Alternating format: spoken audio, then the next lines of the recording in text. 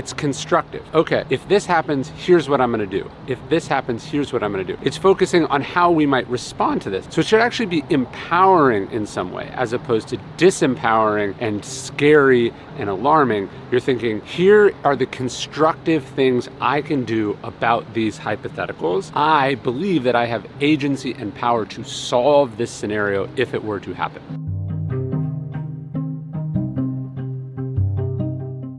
It's not just that we suffer more in imagination than we do in reality, as Seneca says. It's that we add suffering, right? So we're dreading this thing that might happen. Indeed, it might happen. But by thinking about it, walking ourselves through it, going over it over and over and over again, living in it right now as if it will happen, what we're effectively doing is borrowing that suffering. We're like, I want to deal with it now. I want to sit in it now. I want to feel it for longer. So we have to remember that this use of our creativity, the way we're thinking about the thing over and over again, we're living in it, we're actually just adding suffering on top of the thing that may or may not actually even happen.